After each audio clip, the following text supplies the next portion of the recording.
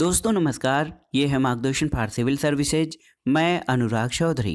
दोस्तों जीएस दृष्टि विश्व के भूगोल के अंतर्गत आज की वीडियो में आप पढ़ेंगे चंद्रमा, ज्वार-भाटा, भारत के चंद्रयान मिशन, धूमकेतु, क्षुद्र ग्रह, अक्षांश एवं देशांतर रेखा, कर्क, विषुवत और मकर रेखा तथा इन पर स्थित देशों से संबंधित महत्वपूर्ण प्रश्न जो आपके आगामी परीक्षाओं के लिए बहुत ही उपयोगी हैं। तो आइए शुरू करते हैं आज का वीडियो।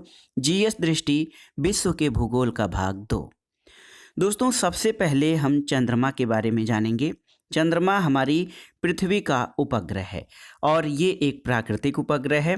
दोस्तों प्राकृतिक उपग्रह वे आकाशीय पिंड होते हैं जो अपने अपने ग्रह के साथ सूर्य की भी परिक्रमा करते हैं।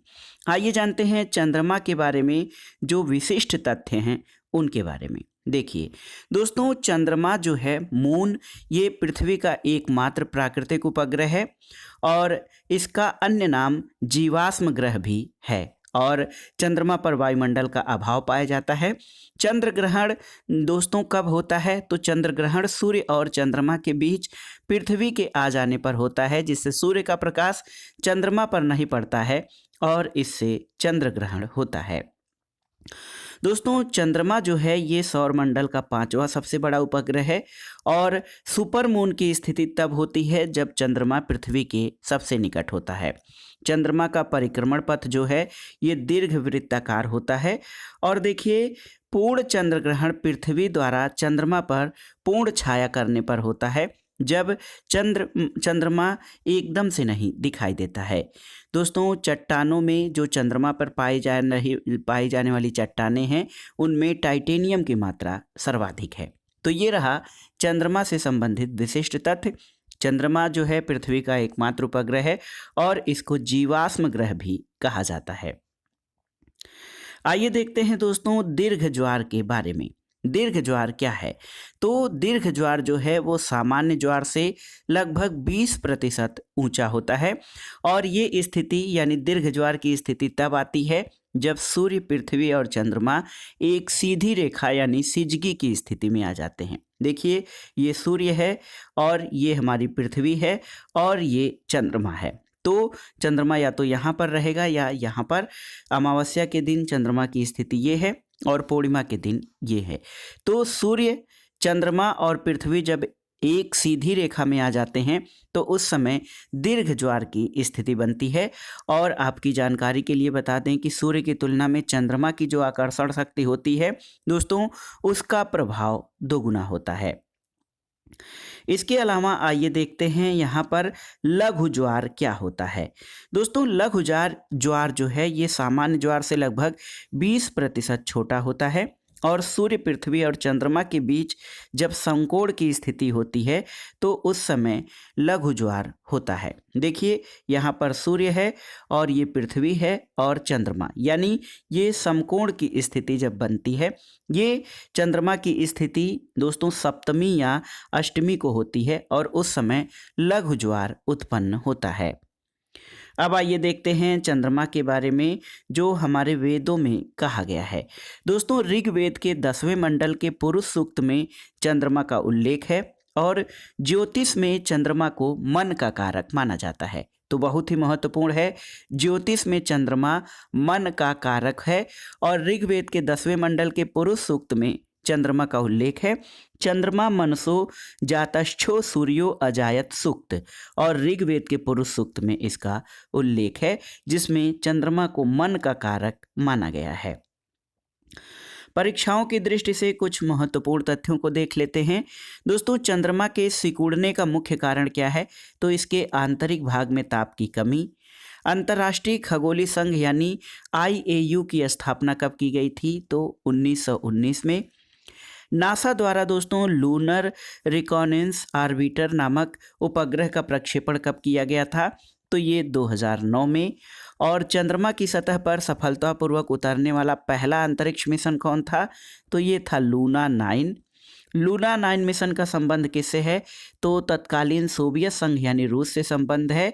और चंद्रमा की कक्षा में पहुंचने वाला पहला मानव युक्त अंतरिक्ष मिशन क्या था? तो ये था अपोलो 8। आइए देखते हैं दोस्तों चंद्रयान मिशन के बारे में। देखिए बहुत ही महत्वपूर्ण है चंद्रयान मिशन। तो इसमें देखिए सबसे पहले नासा का जो चंद्र अभियान था ये फ्लोरिडा के मेरिट द्वीप स्थित कैनेडी स्पेस सेंटर से 16 जुलाई 1969 को प्रक्षेपित किया गया था। तो ये बहुत ही महत्वपूर्ण है दोस्तों। नासा का चंद्र अभियान फ्लोरिडा के मेरिट द्वीप पर स्थित कैनेडी स्पेस सेंटर से 1969 में 16 जुलाई को भेजा गया था और ये यान था अपोलो 11। दोस्तों अपोलो 11 पहला मानव युक्त अंतरिक्ष मिशन था जो चंद्रमा की सतह पर उतरा था और ये दोस्तों अपोलो 11 यान 20 जुलाई 1969 को चंद्रमा की सतह पर उतरा था। भारत के चंद्रयान मिशन के बारे में जो विशिष्ट तथ्य हैं उनको जान लेते हैं। दोस्तों भारत ने 22 अक्टूबर 2008 को आंध्र प्रदेश के श्रीहरिकोटा स्थित सतीश धवन अंतरिक्ष केंद्र से PSLV-C11 द्वारा चंद्रयान 1 का प्रक्षेपण किया। दोस्तों चंद्रयान 1 ने चंद्रमा पर पानी की मौजूदगी की जानकारी दी और इसके बाद 22 जुलाई 2019 दोस्तों यहाँ पर देखिए 11 साल बाद 22 जुलाई 2019 को इसी केंद्र के द्वितीय launch pad GSLV mark 3 M1 rocket द्वारा चंद्रयान द्वितीय का प्रक्षेपण किया गया। दोस्तों चंद्रयान द्वितीय का लक्ष्य जो था चंद्रमा के दक्षिणी ध्रुव पर पहुंचकर अनुसंधान को संचालित करना और चंद्रयान 2 मिशन में शामिल आर्बिटर, लैंडर जिसका नाम विक्रम था और रोवर इसका नाम प्रज्ञान था। तो अब तक भारत के 2 चंद्रयान मिशन चंद्रयान 1 और चंद्रयान 2 जो है ये प्रक्षेपित किए जा चुके हैं। आइए देखते हैं धूमकेतु या पुच्छल तारों के बारे में। दोस्तों धूमकेतु या पुच्छल तारे ये आकाशीय धूल, बर्फ और हिमानी तथा गैसों के पिंड होते हैं और इनकी विशेषता ये होती है कि धूमकेतुओं में सामान्यतः 2 पूंछ होती हैं, धूल कणों से युक्त और दूसरा आयोनाइज्ड। और हेल-बाप क्या है दोस्तों? हेल-बाप एक पुच्छल तारा 23 जुलाई 1995 को बृहस्पति की कक्षा के बाहर चमकने लगा था और शूमेकर लेवी 9 धूमकेतु ये 16 से 22 जुलाई 1994 के मध्य बृहस्पति ग्रह से टकराया था। क्षुद्र ग्रह क्या होते हैं दोस्तों? क्षुद्र ग्रह देखिए ये क्षुद्र ग्रह मंगल और बृहस्पति, देखिए ये मंगल है और ये बृहस्पति। मंगल और बृहस्पति की कक्षा के बीच में ये क्षुद्र ग्रहों की पट्टी पाई जाती है जिनमें सर्वाधिक क्षुद्र ग्रह पाए जाते हैं। कुछ महत्वपूर्ण तथ्यों को देख लेते हैं दोस्तों। यहाँ पर देखिए अक्षांश किसे कहते हैं और अक्षांश रेखाएं क्या हैं? देखिए दोस्तों अक्षांश जो है ये भूपृष्ठ पर विषुवत रेखा के उत्तर या दक्षिण में एक यामोत्तर पर किसी भी बिंदु को पृथ्वी के केंद्र से मापी गई कोणीय दूरी ये है अक्षांश कहलाती है और इसको डिग्री यानी अंश में प्रदर्शित किया जाता है। अक्षांश रेखाएं तो दोस्तों विषुवत वृत्त से ध्रुवों तक स्थित सभी समानांतर वृत्तों को जो है अक्षांश रेखाएं कहा जाता है। और विषुवत रेखा या भूमध्य रेखा क्या है? तो 0 डिग्री अक्षांश यानी पृथ्वी को 2 गोलार्धों उत्तरी गोलार्ध और दक्षिणी गोलार्ध में विभाजित करने वाली रेखा को विषुवत रेखा या भूमध्य रेखा कहते हैं। देखिए दोस्तों 0 डिग्री अक्षांश रेखा यानी विषुवत रेखा और 0 डिग्री देशांतर रेखा जो प्रधान मध्याह्न रेखा है ये एक दूसरे से कहाँ पर मिलती हैं? तो याद रखिएगा अफ्रीका के पश्चिमी भाग पर स्थित गिनी की खाड़ी में 0 डिग्री अक्षांश रेखा और 0 डिग्री देशांतर रेखा आपस में मिलती हैं।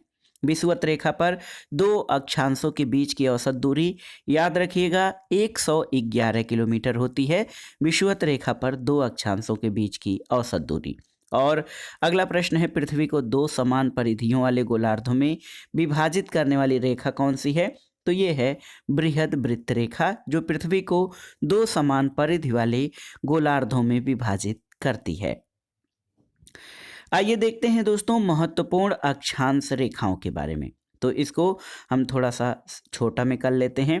अक्षांश रेखाओं की जानकारी के लिए ये हमारी पृथ्वी है, गोल सी पृथ्वी है और 0 डिग्री जो है अक्षांश रेखा, देखिए यहाँ पर 0 डिग्री अक्षांश रेखा इसको विषुवत रेखा या भूमध्य रेखा कहते हैं और ये पृथ्वी को नॉर्थ और साउथ 2 गोलार्धों में बांटती है। देखिए, नॉर्थ की तरफ 23.5 डिग्री उत्तरी अक्षांश, इसको कर्क रेखा कहते हैं, और 23.5 डिग्री दक्षिणी अक्षांश को मकर रेखा कहते हैं।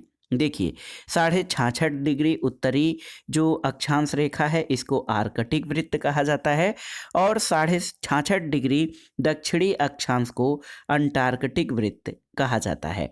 और यहाँ पर देखिए, यहाँ पर 90 डिग्री उत्तरी अक्षांश ये उत्तरी ध्रुव है, और 90 डिग्री दक्षिणी अक्षांश को दक्षिणी ध्रुव कहा जाता है। देशांतर रेखाएं, दोस्तों देशांतर रेखाओं के बारे में जानना जरूरी है। देशांतर रेखाएं विषुवत वृत्त के साथ बनी वह कोणीय दूरी जिसका मापन डिग्री में हो उसे देशांतर कहा जाता है। और देशांतर रेखाएं दोस्तों उत्तरी और दक्षिणी ध्रुव को मिलाने वाली रेखाएं होती हैं। देशांतर रेखाओं की विशेषता ये है कि सब लगभग भूमध्य रेखा जितनी लंबी होती है और बृहद वृत्त कहलाती है। तो देखिए, सभी देशांतर रेखाएं लगभग भूमध्य रेखा जितनी लंबी होती हैं और बृहद वृत्त कहलाती हैं। और एक महत्वपूर्ण है प्रधान मध्याह्न रेखा। दोस्तों, ऐसी देशांतर रेखा जिसके संदर्भ में अन्य देशांतर रेखाओं की गणना की जाए उसे प्रधान मध्यांतर रेखा कहते हैं। और 180 डिग्री अंतर्राष्ट्रीय तिथि रेखा इसको कहते हैं, जो कि बेरिंग जल डमरू मध्य के समानांतर जाती है। 0 डिग्री देशांतर इसको प्रथम मध्याह्न रेखा कहते हैं। और अंतर्राष्ट्रीय मानक समय यानी इंटरनेशनल स्टैंडर्ड टाइम जो है दोस्तों, इसका निर्धारण 0 डिग्री देशांतर से होता है। और पूर्ण गोलाकार पृथ्वी पर कुल 360 देशांतर रेखाएं हैं, और जिसको 360 डिग्री के रूप में निरूपित किया जाता है। कुछ महत्वपूर्ण तथ्य और हैं दोस्तों। देशांतर रेखाओं के बीच की अधिकतम दूरी विषुवत वृत्त पर 111.3 किलोमीटर और न्यूनतम दूरी ध्रुवों पर होता है, जो कि 0 होता है, क्योंकि देशांतर रेखाएं इस तरह से बनती हैं। और यहाँ पर देखिए, विषुवत रेखा पर इनके बीच की दूरी सर्वाधिक और ध्रुवों पर 0 यानी सबसे कम होती है। आइए देखते हैं दोस्तों विषुवत रेखा यानी भूमध्य रेखा के बारे में कुछ विशिष्ट तथ्यों को। देखिए दोस्तों, विषुवत रेखा या भूमध्य रेखा विषुवत वृत्त दोनों ध्रुवों से समान दूरी पर खींची गई काल्पनिक रेखा है। और अगर जो इसको हम पृथ्वी माने तो एकदम बीचों बीच जो है खींची गई रेखा 0 डिग्री अक्षांश या विषुवत वृत्त, जिसको हम भूमध्य रेखा कहते हैं। दोस्तों, ये ग्लोब को 2 बराबर भागों में विभाजित करती है, और इसको एक अन्य नाम बृहद वृत्त के नाम से जानते हैं। विषुवत रेखा की कुल लंबाई लगभग 40,090 किलोमीटर है, और यहाँ पर वार्षिक तापांतर न्यूनतम होता है, क्योंकि वर्ष भर यहाँ पर लगातार अधिक तापमान और आर्द्रता बनी रहती है। भूमध्य रेखा पर कुल 13 देश स्थित हैं। याद रखिएगा, भूमध्य रेखा पर या विषुवत रेखा पर 13 देश हैं। इनको एक क्रम से हम देखते हैं। इक्वाडोर, कोलंबिया, ब्राज़ील, साओटोम और प्रिंसिपे, गैबन, कांगो गणराज्य, कांगो लोकतांत्रिक गणराज्य, Uganda, Kenya, Somalia, Maldives, Indonesia और किरिबाती। तो ये दोस्तों, ये विषुवत रेखा यानी भूमध्य रेखा इन 13 देशों से होकर गुजरती है। कर्क रेखा, तो कर्क रेखा आप कैसे जानेंगे दोस्तों? कर्क रेखा 23.5 डिग्री उत्तरी अक्षांश रेखा ये कर्क रेखा होती है, और मकर रेखा 23.5 डिग्री दक्षिणी अक्षांश रेखा मकर रेखा कहलाती है। आइए देखते हैं कर्क रेखा से संबंधित देशों के बारे में। दोस्तों, कर्क रेखा किन देशों से होकर गुजरती है इसके बारे में हम बताएंगे। तो कर्क रेखा 3 महाद्वीपों से होकर गुजरती है। देखिए, इनमें महाद्वीपों में जो शामिल हैं, इनमें देखिए उत्तरी अमेरिका महाद्वीप, अफ्रीका महाद्वीप और एशिया महाद्वीप। देखिए, उत्तरी अमेरिका महाद्वीप के 3 देश इनसे होकर कर्क रेखा गुजरती है। हवाई द्वीप जो संयुक्त राज्य अमेरिका का है, बहामास और मैक्सिको।